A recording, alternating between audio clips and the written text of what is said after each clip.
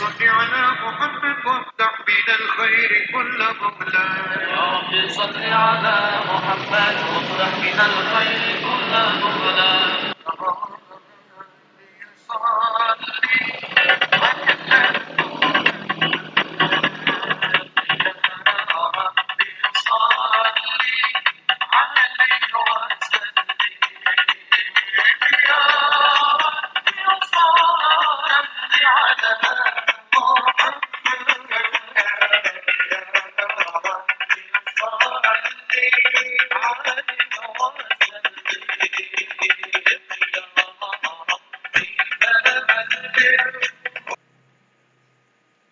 Bismillahirrahmanirrahim. Assalamualaikum warahmatullahi wabarakatuh.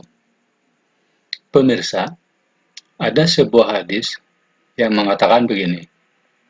Sesungguhnya ada seorang yang mengerjakan sholat selama 60 tahun, tetapi tidak diterima sholatnya. Mungkin karena ia tidak menyempurnakan rukunya, tidak menyempurnakan sujudnya. Menyempurnakan sujud, tapi tidak menyempurnakan ruku. Sahih At-Targhib 529. Alasan tidak terimanya orang yang sholat tersebut ini di sini dikatakan mungkin karena ia tidak menyempurnakan rukunya. Dikatakan mungkin itu berarti adalah perkiraan saja. Yang sesungguhnya mungkin bisa yang lain juga begitu. Cuma di sini memperlihatkan bahwa hal yang kecil saja karena rukunya tidak sempurna atau sujudnya tidak sempurna, itu pun sudah membuat sholat kita tidak diterima. Apalagi jika ada hal yang fatal begitu. Misalnya begini, waktu kecil saya belajar sholat dengan tuntunan buku. Waktu itu sekitar tahun 1397 Hijriah. Waktu itu kelas 5 SD lah, kelas 5 sekolah dasar. Jadi pertamanya saya belajar melalui buku ini dan membaca, termasuk juga artinya. Saya tidak belajar ke ustadz di masjid, begitu. Jadi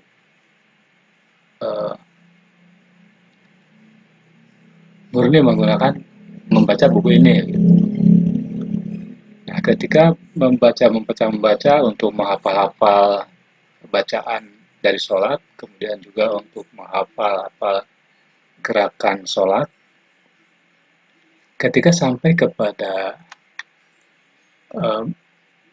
bacaan mengenai bacaan Al-Quran setelah baca Al-Fatihah, di sini diberikan contoh, dianjurkan membaca surat Al-Kafirun.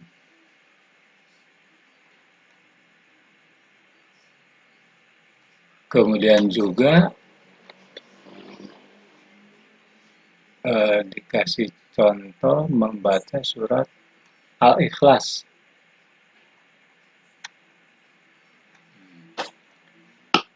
Sementara surat Al-Kafirun itu artinya begini. Bismillahirrahmanirrahim. Qul ya ayyuhal kafirun. Artinya begini. Dengan nama Allah yang Maha Pengasih, Maha Penyayang. Katakanlah, wahai orang-orang kafir. Nah, di sini kan katakanlah itu kan perintah dari Allah, sehingga ini adalah kata perintah. Gitu. Allah memerintahkan kepada manusia. Gitu. Kemudian juga Al-Ikhlas bunyinya begini. Bismillahirrahmanirrahim. Qul Allahu ahad. Ini pun sama artinya. Artinya dengan nama Allah yang Maha Pengasih, Maha Penyayang, katakanlah, dialah Allah yang Maha Esa. Logika saya waktu itu, logika anak kecil, mungkin logika umum lah begitu. Dengan mengatakan katakanlah, sementara kita itu sedang berkata-kata kepada Allah, maka itu berarti kita memerintah kepada Allah untuk mengatakan Allahu Ahad. Kita memerintah kepada Allah mengatakan, hei, wahai orang-orang kafir. Dengan logika itu, saya jadi merasa bahwa kenapa begini? Kenapa justru ketika sedang sholat, sedang berkata kepada Allah, kita malah menyuruh kepada Allah.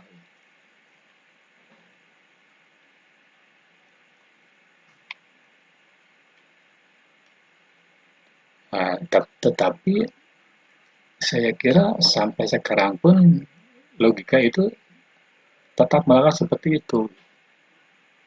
Dan memang begitu, walaupun dibolak-balik bagaimanapun, ketika kita mengatakan katakanlah, yang menyuruh kepada siapa yang di depan, yang kita berkata-kata kepada siapa. Jadi menyuruh kepada pihak yang sedang kepada siapa kita bicara. Ya berarti kita sedang memerintahkan kepada Allah. Saya kira dibolak-balik bagaimanapun, makanya begitu. Sehingga waktu itu saya berpikir bahwa kalau begini umat Islam sholatnya salah. Ada kesalahan dalam sholat seperti ini. Tapi itu logika dulu. Dan waktu itu saya tidak bisa berpikir lain, tidak bisa mencari solusi, mencari jawaban. Karena bertanya kepada siapa lagi, ini yang membuat buku juga sudah merupakan pasti orang yang ahli, yang sudah sangat mengerti dengan agama dan sholat. Jadi kalau bertanya kepada yang lebih rendah, kemungkinan tidak akan ada jawaban. Nah, pikiran itu berlarut sampai dewasa, sampai sekarang ini saya masih beranggapan bahwa membaca surat Al-Ikhlas atau yang lain-lainnya Al-Quran setelah Al-Fatihah itu adalah sesuatu yang tidak benar. Itu logika awamnya, logika umumnya. Nah, sekarang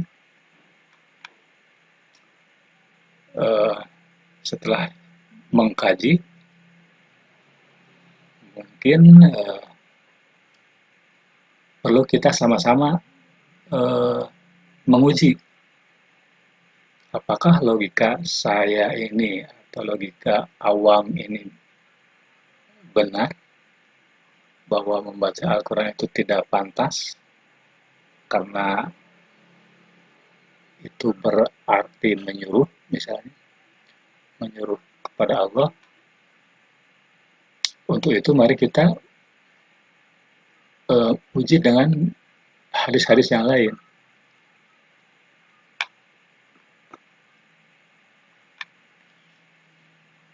Misalnya dalam buku ini, buku Sifat-Sifat Sholat Nabi karangan Nasiruddin Al-Albani, halaman 101. Di sini ada sebuah hadis yang artinya begini. Sesungguhnya orang yang sedang sholat itu sedang berbisik-bisik dengan Tuhannya. Oleh karena itu, hendaklah ia memperhatikan apa yang dibisikkannya itu kepadanya. Dan janganlah sebagian kamu mengeraskan bacaan Al-Quran kepada sebagian lainnya. Nah, dengan membandingkan dengan hadis ini, maka bisa disimpulkan bahwa logika awam seperti itu memang benar begitu. Jadi ketika sholat itu kita sedang berkata-kata kepada Tuhan, sedang berkata-kata kepada Allah. Gitu. Jadi di sini kan dikatakan,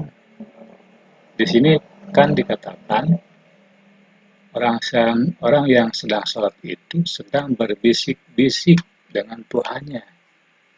Jadi apa yang dibisikkan dalam sholat, apa yang bacaan yang dibisikkan dalam sholat, maka itu adalah kepada Allah. Yang dibisikkan itu ditujukan kepada Allah. Jadi ketika kita membaca Al-Quran dengan dibisikkan, maka itu berarti kita membaca Al-Quran kepada Allah. Jadi ketika membaca kata Qul Allahu Ahad, maka itu berarti menyuruh mengatakan kepada Allah. Sehingga di sini dikatakan, maka oleh karena itu hendaklah ia memperhatikan apa yang dibisikkannya itu kepadanya. Harus diperhatikan begitu. Ketika kita membisikkan kata apa, diperhatikan apakah pantas, apakah sopan, apakah bisa berkata seperti itu. Kita bisa membisikkan itu kepada Allah, sehingga kalau dipikir-pikir dengan membisikkan kata Qul Allahu Ahad, itu berarti memerintah, maka tentunya kita akan merasakan bahwa itu tidak pantas. Itu lancang itu kepada Allah begitu.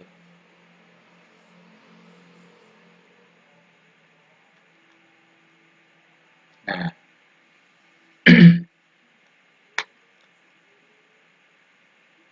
jadi logika ketika saya ke situ memang nyata seperti hadis ini. Kemudian atau misalkan kita membaca Al-Quran surat lain misalnya.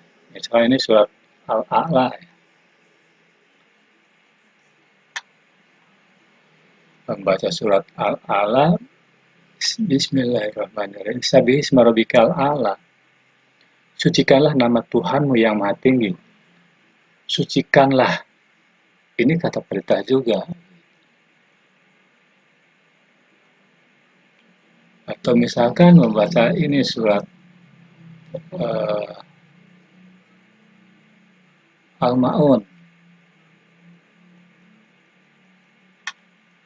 Kita baca misalkan surat Al-Fatihah, kemudian kita baca surat Al-Ma'un. Bismillahirrahmanirrahim. Ra'aital ladzi yukadzibu biddin. Tahukah kamu orang yang mendustakan agama? Bagaimana kita dalam membisikkan, memberikan pertanyaan ini kepada Allah? Begitu. Apakah pantas? Tentu tidak. Jadi membaca Quran apapun, ketika dibisikkan itu dengan tujuannya kepada Allah, maka itu merupakan suatu kata-kata yang tidak pantas. Karena Al-Quran itu diturunkan dari Allah kepada manusia. Jadi ketika itu dibalikan kembali, maka jadi kata-kata yang tidak pantas dan malah terasa lancang. Nah, kemudian kita uji lagi dengan hadis yang lain. Apakah anggapan bahwa membaca Al-Quran itu tidak benar? Apakah itu benar atau tidak? Apakah saya menganggap bacaan Al-Quran dalam sholat sir itu tidak benar, itu benar atau tidak. Nah, kita uji dengan sebuah hadis qudsi. Kita uji lagi dengan sebuah hadis qudsi yang artinya begini. Rasulullah SAW bersabda, Allah yang bertambah-tambah berkahnya dan ketinggiannya berfirman, surat itu dibagi antara aku dengan hambaku menjadi separuh-separuh. Separuh untukku dan separuh lainnya untuk hambaku. Dan hambaku mendapatkan apa yang ia mohonkan. Rasulullah SAW bersabda, bacalah, hamba berkata, segala puji bagi Allah, Tuhan sekalian alam. Allah berfirman, hambaku telah memujiku. Hamba berkata, yang maha pengasih lagi maha penyayang. Allah berfirman, hambaku telah memujaku.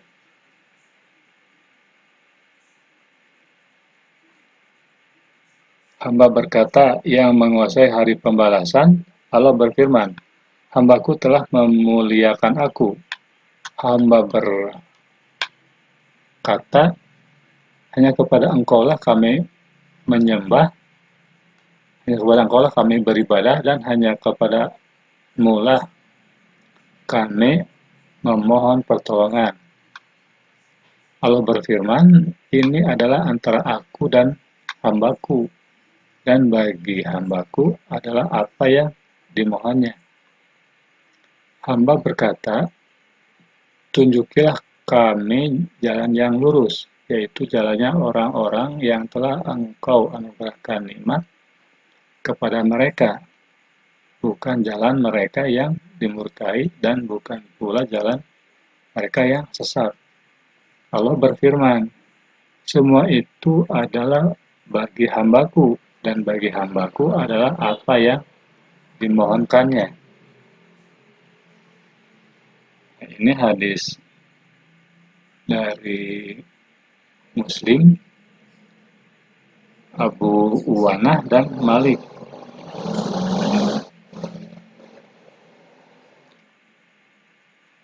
Nah, jadi hadis ini menginformasikan bahwa semua bacaan-bacaan sholat.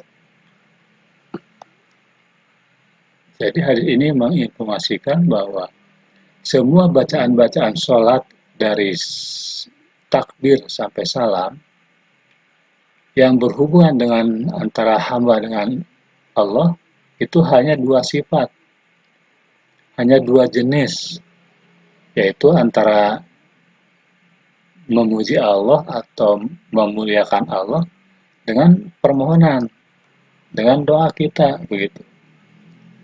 Jadi yang hubungannya dengan Allah itu kita memuji Allah atau kita memohon kepada Allah. Garis besarnya seperti itu. Kita memuliakan Allah dan kita mendoa dan memohon kepada Allah. Itu hanya dua saja, dari takbir sampai salam. Misalnya ketika ruku, berarti kita sedang memahatinggikan Allah, sedang memahabesarkan Allah. Ketika duduk antara dua sujud, kita sedang menyampaikan permohonan. Itu ada minta rezeki, minta diampuni, dan lain-lain. Ketika kunut, kita sedang berdoa, permohonan. Jadi semua. Nah, kecuali ketika sedang membaca Al-Quran. Ya, kita coba diilustrasikan begini.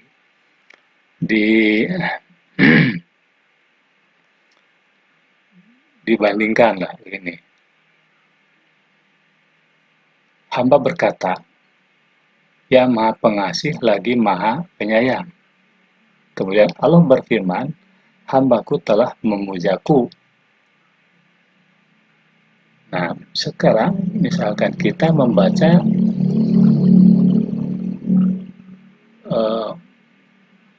Al-Ikhlas, misalkan. Hamba berkata, Qul huwallahu ahad. Maka Allah berfirman apa? Hambaku telah memerintahku untuk membacakan, kan begitu. Atau ketika membacakan Qul ya ayyuhal kafirun, maka Allah berfirman, hambaku telah menyuruhku mengatakan, hai orang-orang kafir. Kan begitu. Kalau dibandingkan dengan kalimat-kalimat ketika kita membaca Al-Fatihah. Jadi itu bukan memohon, bukan berdoa, dan bukan juga memuji, tapi menyuruh. Bagaimana itu bisa terjadi begitu? Bagaimana itu uh, apa?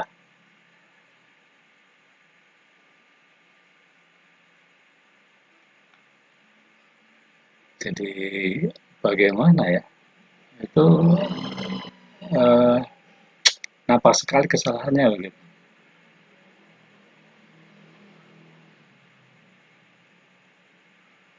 Hamba berkata segala puji bagi Allah, Tuhan sekalian alam. Allah berfirman, hambaku telah memujiku.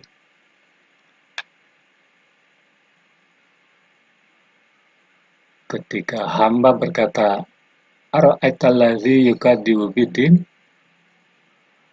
hambaku bertanya, bahkan nah, jadi jelas sekali uh, dengan rujukan hadis ini, maka membaca Al-Quran waktu berbisik-bisik, karena ketika berbisik-bisik itu kita berbisik kepada Allah, sementara yang berhubungan antara hamba dengan Allah itu ada dua sifat kalimat, kalimat permohonan, dan kalimat mengagungkan atau memuliakan Allah begitu. Sementara membaca Al-Quran adalah tidak termasuk dari kedua sifat kalimat itu begitu. Jadi menurut hadis ini jelas membaca Al-Quran di waktu sholat sir sedang bersyukur kepada Allah itu adalah sesuatu yang keliru. Kemudian kita uji lagi dengan hadis lain. Ini diambil dari buku Bidayatul Mujtahid. Ini diambil dari buku Bidayatul Mujtahid karya Ibnu Rusyid, halaman 259. Ada sebuah hadis yang artinya begini, bahwasanya Ibnu Abbas tidak membaca Al-Quran di dalam sholat sir, dan bahwasanya ia mengatakan Rasulullah SAW membaca Al-Quran di dalam berbagai sholat, dan dia tidak membacanya pada sholat lainnya. Maka kami, kata Ibnu Abbas, membaca pada sholat yang beliau juga membaca Al-Quran, dan kami diam tidak membaca pada sholat-sholat yang beliau juga tidak membaca.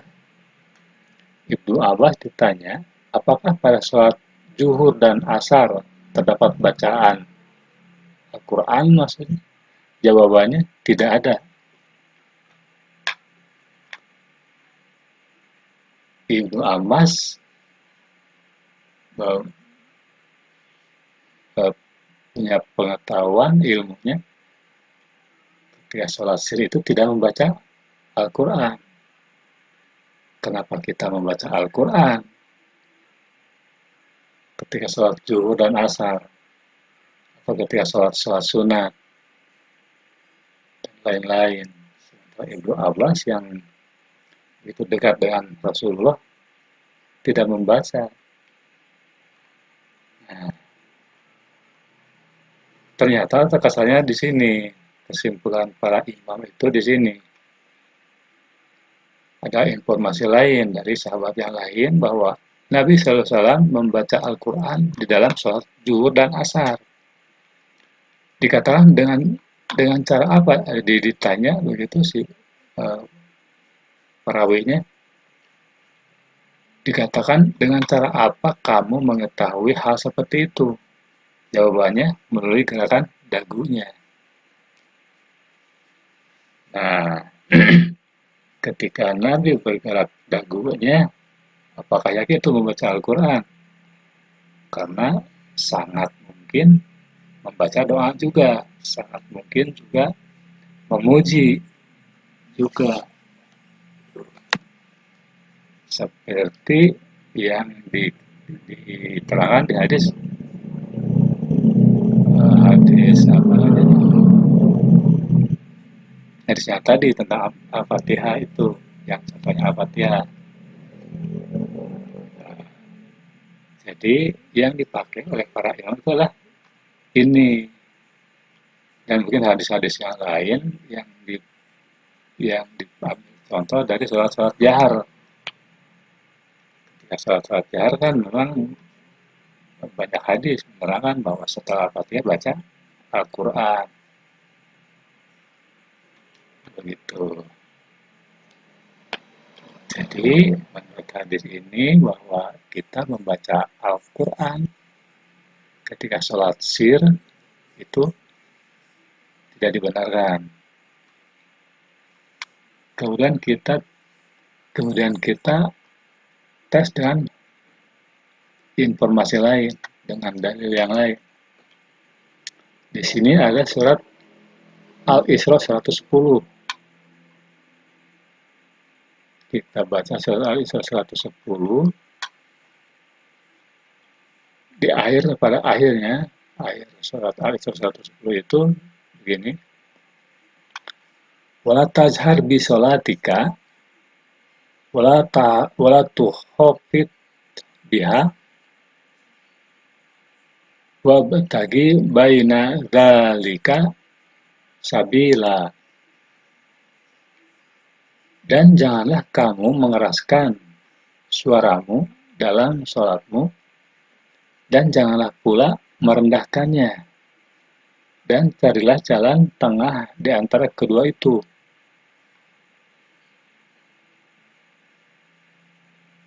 Kalau kita lihat tafsir, misalkan tafsir Al-Qurtubi, maka ini diterangkan bahwa ini maksudnya adalah mengeraskan suara ketika membaca Al-Quran dalam sholat. Begitu. Jadi, kalau disederhanakan, janganlah kamu membaca Al-Quran dalam sholatmu terlalu keras, dan jangan pula merendahkannya. Dan carilah jalan tengah di antara keduanya. Jadi, di sini ada dan jangan pula merendahkannya. Berbisik-bisik adalah merendahkan bacaan. Jadi, membaca Al-Quran dengan berbisik-bisik itu jangan. Kenapa kita membaca Al-Quran dengan bisik-bisik? Nah, ini jelas sekali dilarang kalau menurut surat Al-Isra 110 ini. Memang ketika di ceritanya bahwa itu ketika ada perubahan ketika itu dilarang kemudian dibolehkan, itu padahal nggak begitu. Ini Al-Quran itu tidak akan berubah. Al-Quran tidak akan berubah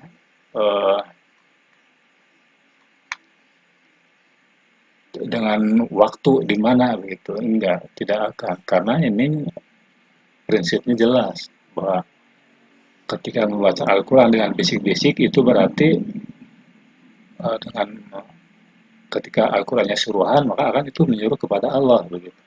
Itu tidak akan berubah, logikanya itu akan seperti itu begitu. Ini bukan hal-hal dengan pengaruh yang lain begitu. Jadi jelas dengan ini membaca Al-Quran dengan berbisik-bisik itu ketika sholat tidak boleh.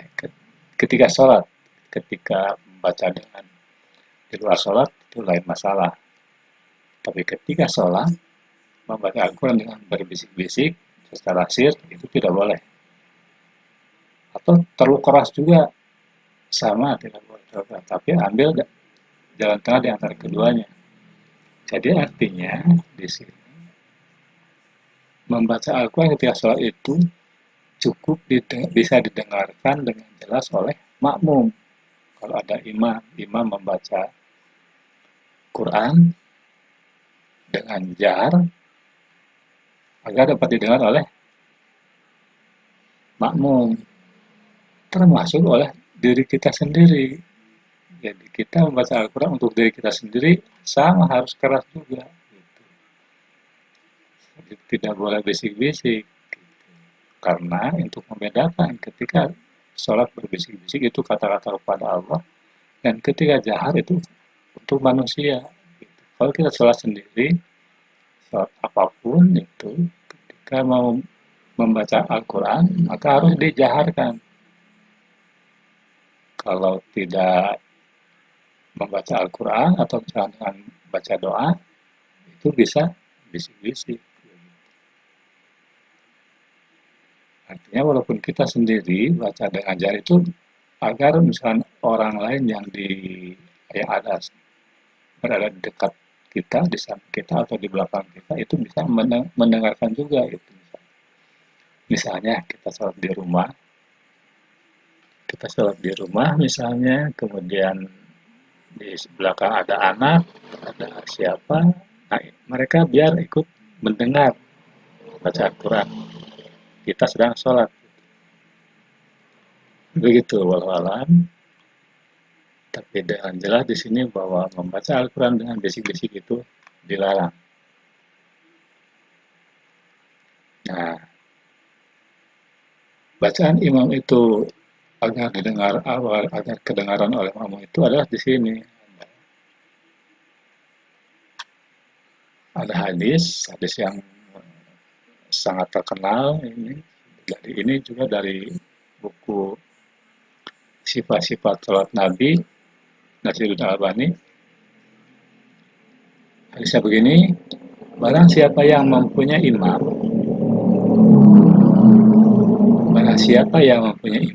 maka bacaan imam adalah bacaan baginya, bacaan bagi makmum.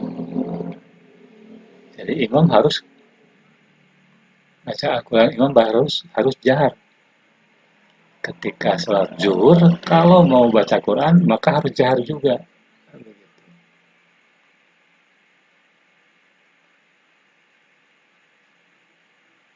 Jadi, membaca Al-Quran, jadi patokannya sholat jahar dan sir, itu bukan dari siang dan malam. Malam sholat jahar, siang sholat sir. Sholat Jumat siang, jahar. Karena baca Quran. Sholat gerhana, jahar. Karena baca Quran. Intinya begitu. Jadi, kalau sholat mau Jumatan tidak baca Quran, boleh. Tapi sir. Kalau sir berarti tidak baca Quran. Itu bisa-bisa saja. Karena disunatkan begitu. Tapi pada umumnya Nabi selalu baca Quran. Gitu. Nah, jadi ketika tadi dikatakan bahwa Nabi itu ketika zuhur itu dagunya bergerak-gerak, gitu. Sehingga disimpulkan itu baca Quran. Bisa saja ketika itu Nabi setelah Al-Fatihah membaca surat Al-Ikhlas atau surat Al-Falaq atau surat An-Nas, begitu bisa saja. Tapi dalam keadaan sir itu Nabi bacanya seperti ini. Hadisnya ini dia sama ini juga diambil dari buku Nasiruddin Al-Albani. Nah, sejarah ini ketika ini pertama saya mendapatkan ini adalah ketika ada orang yang saya ajak diskusi kemudian memberikan pinjam buku ini sebelum saya beli waktu itu dia memberikan pinjam buku ini. Nah, saya menemukan ini hadis ini sekitar tahun 1996 lah, 1997 sekitar itulah. Nah, saya bilang kepada si yang kasih buku juga ini, saya temukan, ini Pak, ini saya menemukan ini, gitu. Hadisnya begini. Dan beliau bersabda kepada Uqbah bin Amr radhiyallahu anhu, baca di dalam sholatmu 2 surat yang memakai a'udzu. Tidak ada orang yang membaca a'udzu selain 2 surat itu, Al-Falaq dan An-Nas. Hadis riwayat Abu Daud dan Ahmad dengan sanad yang sahih. Nah, jadi ketika zuhur, asar, Nabi bergerak-gerak dagunya setelah Al-Fatihah dan sekitar dan setelah Al-Fatihah waktu-waktu seperti itu sangat mungkin membaca Al-Falaq dan Anas tanpa membaca kulnya. Kulnya tidak dibaca. Nah, ini berarti doa. Berarti antara jadi doa ini yang boleh yang termasuk yang disampaikan kepada Allah. Auzu kan doa itu. Jadi aku berlindung itu doa. Auzu birabbil auzu birabbin nas. Ada orang yang berkomentar bahwa kita tidak boleh merubah ayat, katanya walaupun satu huruf. Betul, tidak boleh merubah satu ayat pun, tidak boleh merubah satu huruf pun. Tapi ini bukan merubah, ini adalah mengamalkan. Allah memerintahkan dengan kata kul, memerintahkan kul a'udzu, dan kita melaksanakannya a'udzu. Begitu, bahkan kalau dilihat, kalau eh,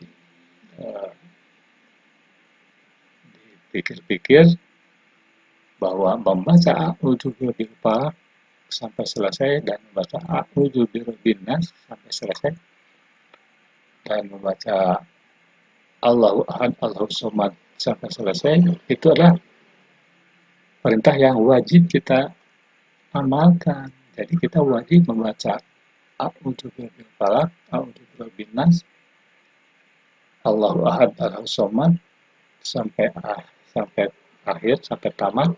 Itu wajib minimal sekali seumur hidup, itu wajib, saya kira begitu. Kalau tidak melakukan itu ya Anda berarti tidak mengamalkan Al-Quran yang dibaca, tidak mengamalkan kalau tidak membaca a'udzu birabbil falaq sampai selesai, a'udzu birabbin nas sampai selesai, Allahu ahad sampai selesai. Kalau tidak membaca itu berarti Anda tidak mengamalkan Al-Quran. Tapi ya jelaslah. Kemudian kita lihat hadis lainnya. Kita lihat dalil yang lainnya. Ini adalah kumpulan hadis Abu Daud. Sunan Abu Daud. Saya coba baca-baca. 1251 hadisnya. Hadis nomor 1251, hadis Abu Dawud.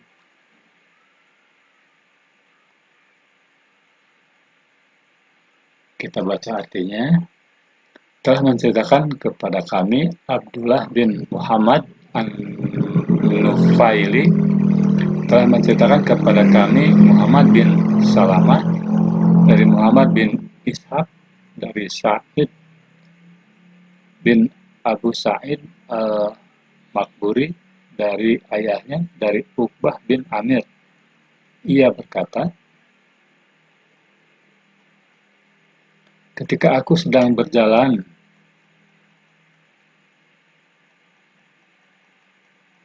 bersama Rasulullah Shallallahu Alaihi Wasallam antara Jufah dan Abwah, tiba-tiba kami tertutupi angin sangat dan terjadi kegelapan yang sangat. Kemudian Rasulullah Shallallahu Alaihi Wasallam berlindung dengan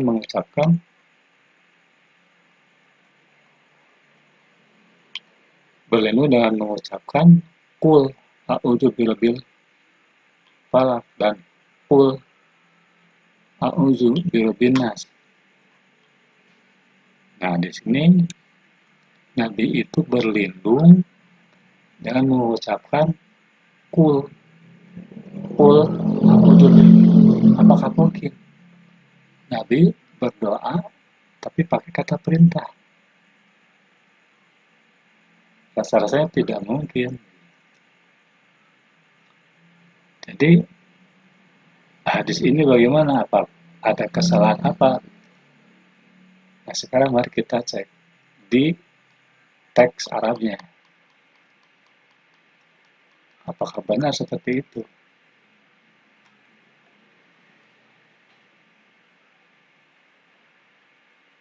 Jadi kalimat apa?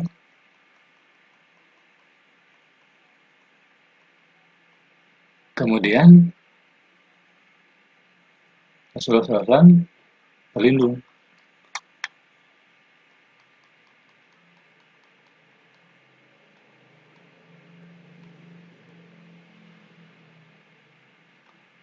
Nah, di sini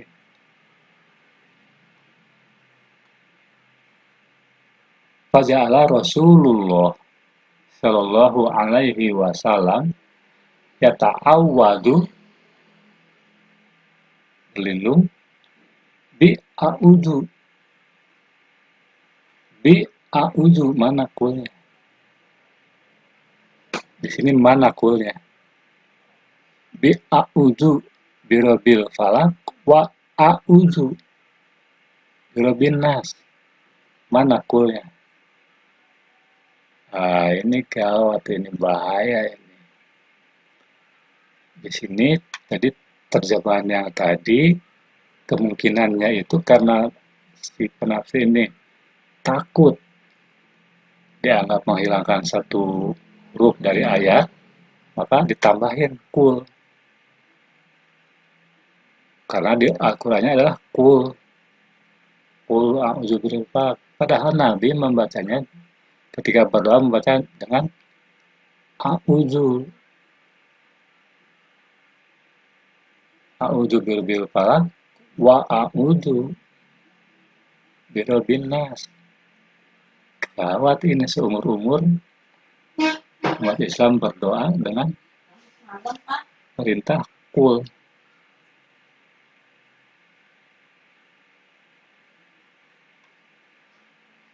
Nah, mudah-mudahan keterangan yang banyak ini bisa silakan ikut dipelajari, silakan dipikir-pikir ketika merasa ini benar, silakan lakukan, dirubah salat-salat yang sekiranya salah, tapi jika itu salah ya abaikan. Tapi yang perlu diingat bahwa ini adalah Al-Quran dan hadis. begitu. Mudah-mudahan jelas, mudah-mudahan bermanfaat. Wassalamualaikum warahmatullahi wabarakatuh.